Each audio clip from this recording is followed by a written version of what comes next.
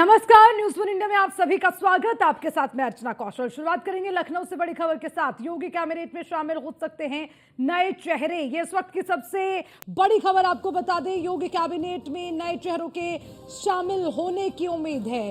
होली के बाद कैबिनेट में नए चेहरे शामिल हो सकते हैं। मार्च के महीने में संगठन में सरकार फिर बदल कर सकती है। होली के बाद यूपी में मंत्रिमंडल विस्तार की संभावना है।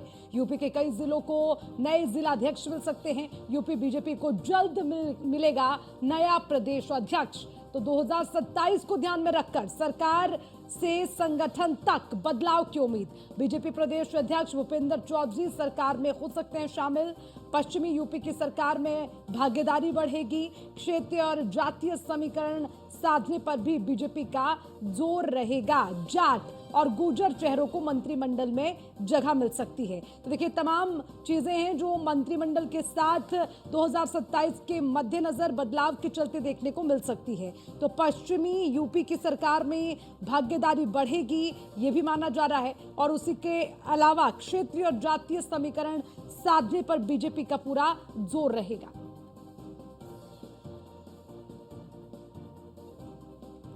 और इसी खबर पर ज्यादा जानकारी के साथ हमारे संवाददाता पंकज मंडल हमारे साथ जुड़ गए हैं। सीधा उनका रुख करते हैं। पंकज, ये सबसे बड़ी खबर होगी क्योंकि देखिए, बीजेपी 2027 को लेकर अब से ही तैयारियों में जुट गई है। इसके अलावा बदलाव को लेकर भी कई कयास लगाए जा रखे हैं।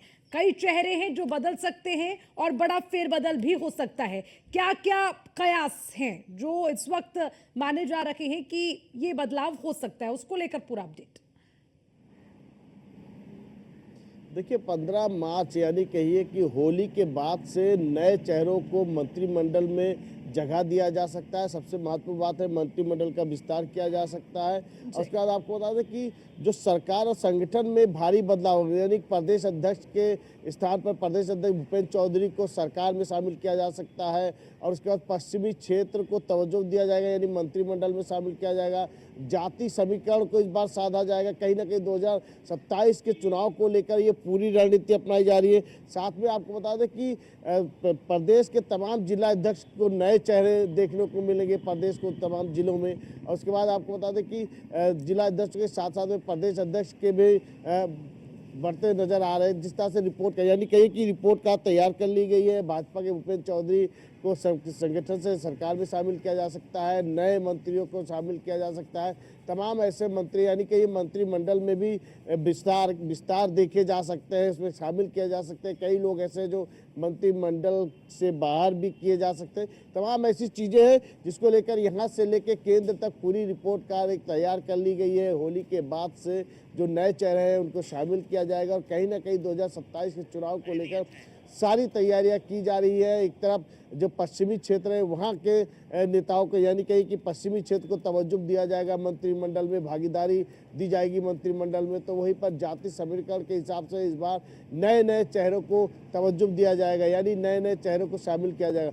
कहीं ना कहीं भारतीय जनता पार्टी पूरी तरीके से जिस तरह से लोकसभा चुनाव का परिणाम रहा, या कहिए विधानसभा का चुनाव, या कहिए फिर जो उपचुनाव में शामिल हुए थे, तो जिस तरह से परिणाम रहा, ऐसे में देखते हुए अब 2027 के चुनाव को लेकर बीजेपी ने पूरी तरीके से कमर कस ली है। यही वजह है कि यूपी में कई बड़े फेरबदल होंगे, यानी संगठन से लेकर सरकार तक फेरबदल किए जाएंगे, नए चेहरों को शामिल किए जाएंगे। और कहीं ना कहीं ये महत्वपूर्ण देखा जा रहा है कि 2027 के लिए भारतीय जनता पार्टी ने अभी से तैयारी कर ली है। यही वजह है कि लगातार बैठकों का दौर जारी रहा है, यहाँ से लेकर यानी कहिए कि लखनऊ से लेकर दिल्ली तक दौर चली है। रिपोर्ट का तैयार किए गए हैं। तमाम ऐसे मंत्रिमंडल है जिसमें नई जिम्मेदारी मिल सकती है। तो देखने वाली बात होगी कि होली के बाद से किन किन नए चेहरों को शामिल किया जा सकता है। लेकिन ये जरूर है कि प्रदेश अध्यक्ष भूपेंद्र चौधरी को सरकार में शामिल करने की बातें सामने आ रही है। जी पंकज, एक और चीज देखिए, जो बदलाव होंगे उस बदलाव के भी कई मायने निकाले जा रहे हैं, जिसमें हमने जिक्र भी किया है कि कुछ जो क्षेत्रीय हैं, जाति चीजें हैं, उनको लेकर जो समीकरण हैं वो बैठेंगे। संगठन में कौन हो, सरकार में कौन हो, उसको लेकर भी जो एक बड़ा बदलाव है वो यहाँ पर दिखेगा। प्रदेश अध्यक्ष का भी इसमें जिक्र हो रहा है। तो क्या जो जातीय समीकरण है उसको बिठाने की कोशिश भी यहाँ पर बीजेपी करती हुई नजर आएगी? 2027 के मद्देनजर तमाम चीजें हो रही हैं। जी बिल्कुल, देखिए जाति समीकरण सबसे महत्वपूर्ण रखता है क्योंकि जो विधानसभा चुनाव है इसमें बहुत बड़ी भूमिका निभाते हैं। यही वजह है कि पश्चिम में जो मंत्रिमंडल में जो भागीदारी निभाने की उसमें जाट और गुज्जर को भी स्थान दिया जाएगा मंत्रिमंडल में। तो कहीं ना कहीं देखा जा सकता है कि इस बार पश्चिम जो उत्तर प्रदेश के पश्चिमी क्षेत्र है उनको भी भागीदारी की जाएगी। वही जाति समीकरण के हिसाब से लोगों को, नए चेहरों को शामिल किया जाएगा। प्रदेश अध्यक्ष को यानी मंत्रिमंडल में शामिल करने की बात है। तमाम ऐसी चीज़ें, ये जरूर है कि 2027 में जिस तरह से परिणाम आए थे, 2027 में किसी भी प्रकार की कोई चूक ना हो। यही वजह है कि पहले से ही पूरी तैयारी कर ली जा रही है। लखनऊ से लेकर यानी प्रदेश से लेकर केंद्र तक, दिल्ली तक सारी रणनीति तैयार की ली गई है। एक रिपोर्ट कार्ड बनाई गई है और कहीं ना कहीं तमाम ऐसे मंत्री हैं जो जब तमाम ऐसे विभागों के मंत्री और जिनकी तमाम सारे एक रिपोर्ट तैयार की गई। कहीं ना कहीं कुछ लोगों को मंत्रिमंडल से बाहर करने की भी बात सामने आ रही है। ये जरूर है कि 2027 के चुनाव को लेकर बीजेपी ने कमर कस ली है। कहीं से किसी भी प्रकार की कोई चूक नहीं चाहती और किसी भी सेक्टर को वो छोड़ना नहीं चाहती। यानी कहीं चाहे जो जाति समीकरण हो, चाहे वो क्षेत्रीय समीकरण हो, चाहे वो पश्चिम हो, चाहे मध्यांचल हो, चाहे पूर्वांचल हो, हर प्रकार के हर एक तरीके से उन्होंने पूरी रणनीति बनाई है। यही वजह है कि नए लोग यानी होली के बाद से मंत्रिमंडल के विस्तार देखे जा सकते हैं, जिसमें नए नए चेहरों को शामिल किया जा सकता है, जिसमें पश्चिम उत्तर प्रदेश को तवज्जो भी दिया जा सकता है। जी बिल्कुल पंकज, आपने कहा जातीय समीकरण जो कि एक बड़ी महत्वपूर्ण भूमिका निभाते हैं।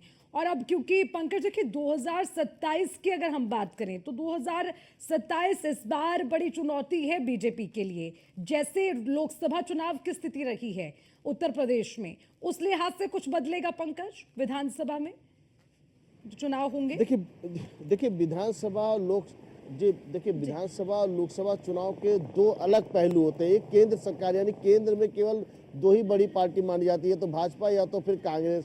और राज्य में अगर विधानसभा चुनाव की बात करें तो क्षेत्रीय पार्टियों का सबसे ज्यादा दबदबा रहता है। इस बार का जो पिछली बार जो अभी जो चुनाव हुआ था लोकसभा चुनाव में, उसमें अलायंस यानी इंडिया अलायंस में उसमें कई पार्टियां, कांग्रेस और समाजवादी पार्टी शामिल थी, उसके साथ में कई छोटे दल भी शामिल थे। तो दूसरी तरफ भारतीय जनता पार्टी थी, तो कहीं ना कहीं भारतीय जनता एनडीए में भी तमाम पार्टी शामिल थे। ये देखा जा रहा है कि जिस तरह से चुनाव परिणाम लोकसभा के होते हैं उसमें इतर जो विधानसभा चुनाव इसमें दोनों में डिफरेंट होता है। ये जरूर है कि 2027 में विधानसभा चुनाव है और विधानसभा चुनाव में जाति समीकरण और क्षेत्रीय समीकरण सबसे बड़ा महत्वपूर्ण बिंदु रखता है। यही वजह है कि इस बार के जो मंत्रिमंडल का जो विस्तार होना है यानी संगठन से लेकर सरकार तक जितने भी बदलाव होने, उसमें नए चेहरों को शामिल किया जाएगा। उसमें क्षेत्रीय और जातीय समीकरण सबसे ज़्यादा यानी कहीं कि इस पे ज़्यादा फोकस किया जा रहा है कि किसी भी प्रकार की कोई त्रुटि ना हो। यानी हर वर्गों को, हर जातीय लोगों को तवज्जो दिया जा रहा है, सबको नई जिम्मेदारी दी जा रही है। नए चेहरों को यानी हर जिले में यानी कि लगभग जिलों में भी नए चेहरे शामिल किए जाएंगे और वो क्षेत्रीय और जातिकरण के हिसाब से ही वो चीज़ दिए जाएंगे। क्योंकि 2027 के चुनाव के लिए जो तैयारी बनाई जा रही है, कहीं ना कहीं ये देखा जा सकता है कि होली के बाद बड़ा बदलाव सरकार से लेकर संगठन देखे जा सकेंगे। जी